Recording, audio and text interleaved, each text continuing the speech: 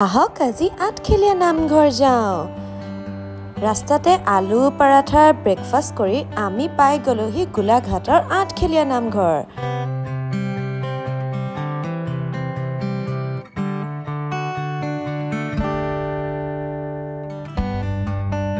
বুটমগু আগবঢ়ুৱাই আমি অকমান দান পাত্ৰত দান দি আহি গলো এয়া চাকি জ্বলাবলে।